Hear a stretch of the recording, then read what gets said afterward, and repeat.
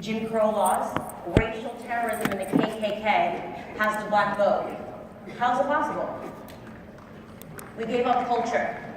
The right gave up culture. That's how it's possible. That's how the left was able to do this. We gave up culture.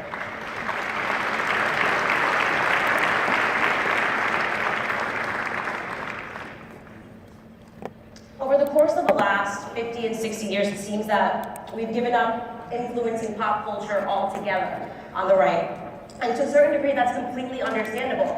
I mean, there isn't a climate that's more hostile to conservative principles than the entertainment industry. We see that everywhere. We see that when Joy Behar mocks the vice president for being faithful to his wife. Was that what he did? When she mocks the vice president for saying that he loves Jesus Christ, was that what he did? You certainly aren't going to win any accolades in Hollywood if you write a script and the protagonist is a part of the nuclear family unit. And in fact, you'll probably be chased out of Hollywood if you start to perpetuate conservative principles.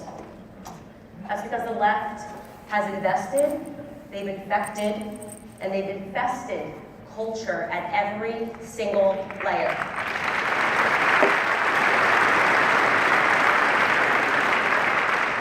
This is why Kamala Harris, who will never ever be president of the United States,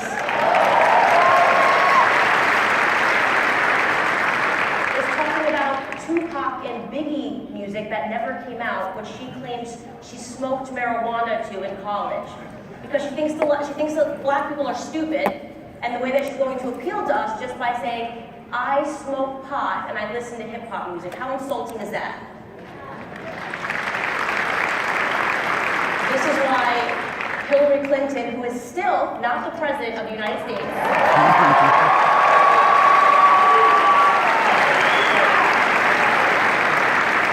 this is why she offered in my community hot sauce, if you guys remember. Hot sauce as a reason to vote for her. She offers hot sauce, a Jay-Z, and a Beyonce concert. She never talked to us about policies. The left never talks about policies because their policies have failed Black America in the last 60 years.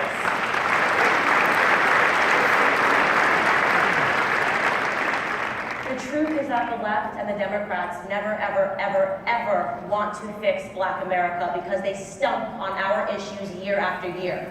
If they fixed our issues, they would have nothing to stump on or to talk about. They wouldn't be able to just continually keep calling the other side racist.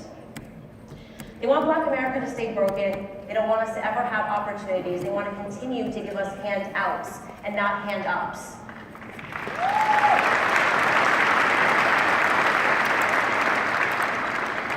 Never in a million years the left predicts Donald J. Trump, and I'll tell you what they also are not predicting. They never predicted a minority awakening. They never thought that they could ever lose the black vote, ever. They've taken our vote for granted for so long. But things are starting to change, and they're starting to change because, and I'll tell you guys what the magic secret is, I'll tell you how I've been able to transform so many hearts and minds in the minority community. The secret is that I simply tell them the truth. The truth is on our side as conservatives. Truth number one, America is not a racist country.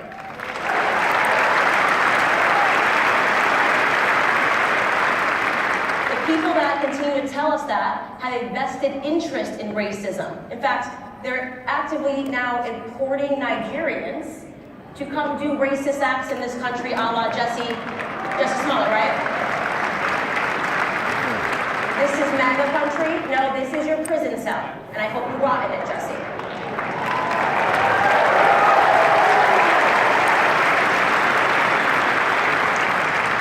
Truth number two, abortion is murder.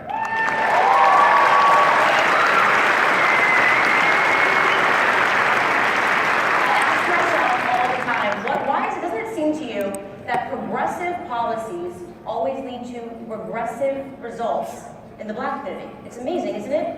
Abortion, so progressive. They want to move that forward. We need abortion. We have black women representing 6 to 7% of the population, and yet we account for almost 40% of all of the abortions that are performed in this country. We have a sick and twisted Governor Andrew Cuomo celebrating that you can rip fetuses. You can rip infants and babies from their mother's womb at 9 months. 9 months. And I mean, it's absolutely sickening what we're talking about here. And who is that going to impact the most? In New York City, for those of you that don't know, more black babies are aborted than born live. A hard-hitting truth is that the most unsafe place for a black child is not on the streets, it's not when they see a police officer, it's in their mother's womb. More than half of the black population would be double today if it wasn't for abortion. We've lost 18 million black babies since 1973. How's that for a progressive policy? Is that what they're celebrating? The left needs God.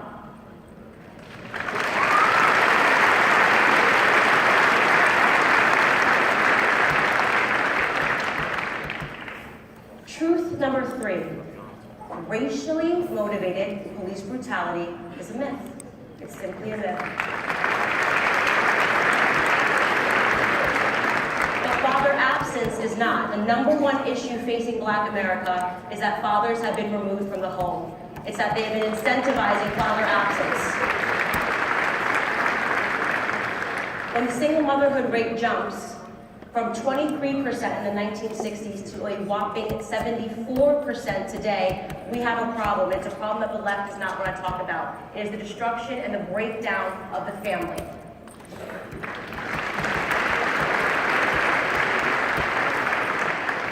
Truth number 4.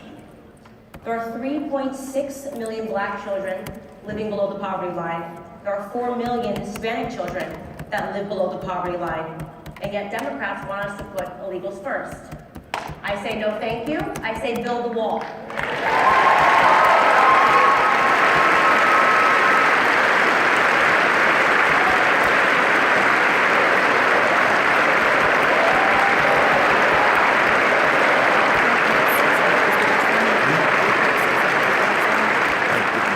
It's actually incomprehensible what has happened to the black community over the last 60 years. I say I don't want a green New Deal, I want a black New Deal.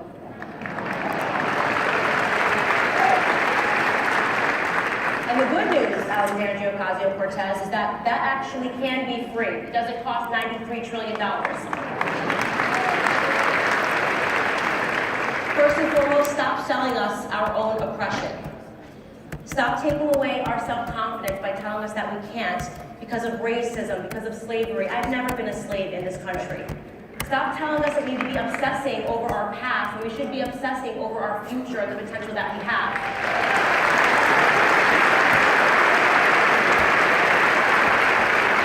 Stop having a culture which tells us that we should want to be hip-hop artists and basketball players when we should want to be doctors and lawyers.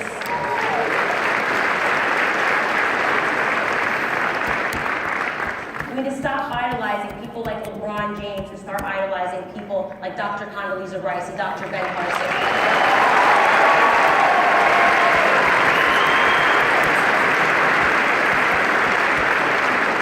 How about give us school choice? That would be nice. Stop murdering our offspring. The theme today is what makes America great, and I'll tell you the answer. It's our philosophy. Margaret Thatcher said it best. Europe was created by history. America was created by a philosophy. Our philosophy, so perfectly laid out for us by Thomas Paine ahead of the Revolutionary War, is common sense and freedom. It was common sense then that the colonies shouldn't have been governed by the British monarchy. It was time for an American exit. It's common sense today that the black community and the Hispanic community should not be governed by liberal ideology.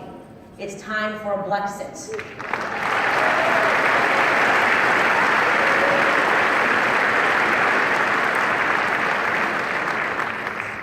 It's common sense that the left does not care about racism, they don't care about sexism, they don't care about misogyny, they don't care about any of that stuff, they don't care about sexism. What they care about is the politicking of fear. And the left results to calling me, as I have read it, a racist, a sexist, a Nazi, because I really have the look going for me. And the words have completely lost their meaning. They have no arguments anymore. It's common sense to me that conservatives need to start invading culture. Because we are the party that believes first and foremost in God. And in case you guys forgot, it was our belief in God and in Judeo-Christian values that inspired culture in the first place.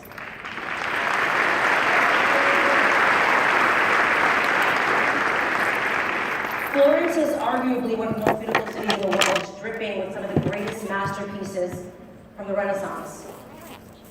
It was an explosion of art, of design, of aesthetic sensibility, and almost 100% inspired by God, Christianity, and the church. Conservatives, we are culture. We can invade culture. We can inspire and touch communities.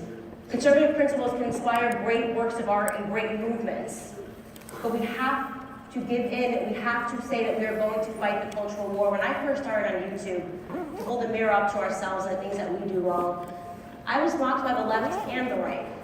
I was told there was no place for humor, that I couldn't make YouTube videos that were a flash in the pan, that we had to be more stern, more serious, more austere, and that's incorrect. We have to meet people where they're at. We have to be funny. We have to be satirical. Doing billboards about AOC is great. She's giving us a lot of content right now.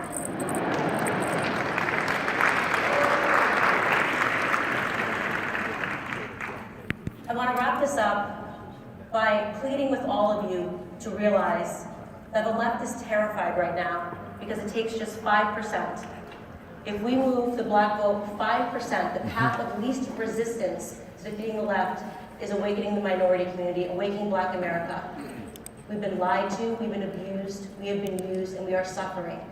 If we make an effort ahead of 2020 to embrace the Black community, to embrace culture, we can save this country. I want to thank Matt Schlapp for this amazing opportunity to stay on the stage. I want to thank all of you for hanging in. I know it has been a tough year being a fan of Candace Owens, constantly fighting, constantly punching back, and I wouldn't be here if it wasn't for the grace of God, without your support, without your comments that helped me lift my head when it's been a bad day. I want to thank Charlie Kirk and Turning Point USA, the greatest student organization.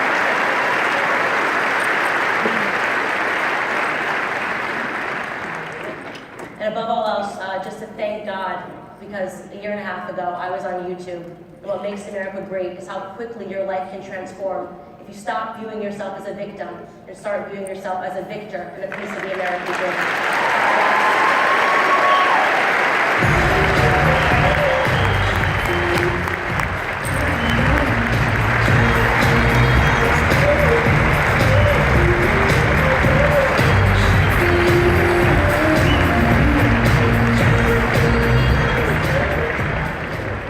Ladies and gentlemen, this is a conversation with Representative Devin Nunes and Tom Fitton of Judicial Watch, hosted by Washington Examiner's Byron York.